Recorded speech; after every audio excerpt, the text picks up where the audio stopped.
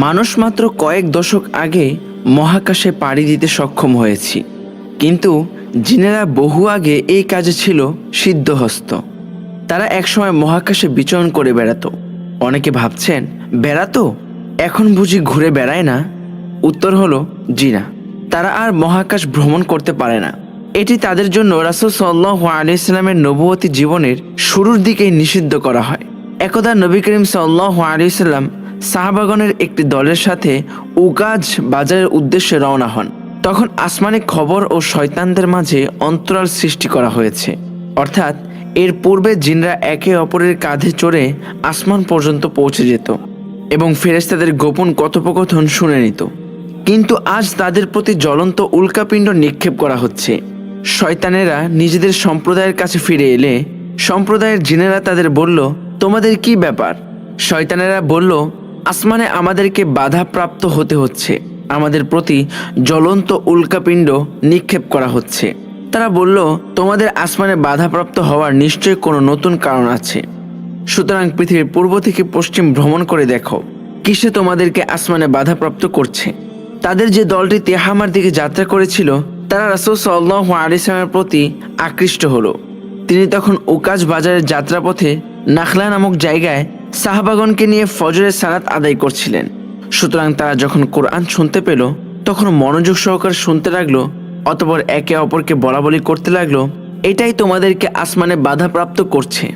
অতঃপর তারা ঈমান এনে নিজেদের সম্প্রদায়ের কাছে ফিরে গিয়ে বলল, কুল উহিয়া ইলাইয়া আন্নাহু ইসতামা'a নাফারুম মিনাল জিন্নি ফাকালু ইন্না সামি'না কুরআনান আজাবা ইয়াহদি ইলার রুশদি ফাআমান্না বিহি ওয়ালান নুশরিকা বিরাব্বিনা আহাদা।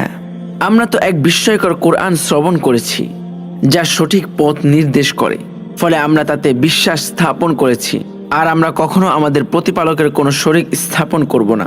সূরা আল জিন আয়াত 1 এবং 2।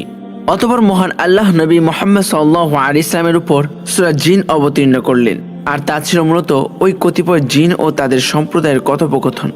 তখন থেকে আজ পর্যন্ত জিনেরা যখনই ঊর্ধ্বপানে আরোহণ করতে চায় তাদের উপর আগুনের উল্কি নিক্ষেপ করা হয়। রাসূলুল্লাহ সাল্লাল্লাহু আলাইহি ওয়াসাল্লাম জিনদের সাথে সাক্ষাতের রাতে তাদের সামনে সূরা আর রহমান শুরু থেকে শেষ পর্যন্ত পাঠ করেছিলেন। যখনই রাসূল সাল্লাল্লাহু আলাইহি ওয়াসাল্লাম তেলাওয়াত করেছেন, তোমরা জিন ও মানুষ নিজেদের প্রভুর কোন নিয়ামতকে মিথ্যা প্রতিপন্ন করবে, তখনই তারা বলছিল, হে আমাদের রব, আমরা আপনার কোনো নিয়ামতই অস্বীকার করছি না, আপনার জন্যই সমস্ত প্রশংসা। কিন্তু যখন রাসূল সাল্লাল্লাহু আলাইহি ওয়াসাল্লাম সাহাবীগণের সামনে সূরা আর রহমান তেলাওয়াত করলেন তখন তারা চুপ রইলেন। এজন্য তিনি বলেছিলেন, এই সূরাটি আমি জিনদের সঙ্গে সাক্ষাতের রাতে তাদের সম্মুখে পাঠ করেছি, তোমাদের তুলনায় তারা ভালো উত্তর দিয়েছে। প্রিয় দর্শক, এই ছিল আমাদের আজকের ভিডিও। যদি ভিডিওটি ভালো লেগে থাকে তাহলে একটি লাইক করবেন, একটি কমেন্ট করে জানাবেন কেমন হয়েছে, আর আপনার বন্ধুদের মাঝে ভিডিওটি শেয়ার করে দিবেন এবং অবশ্যই চ্যানেলটি সাবস্ক্রাইব করবেন।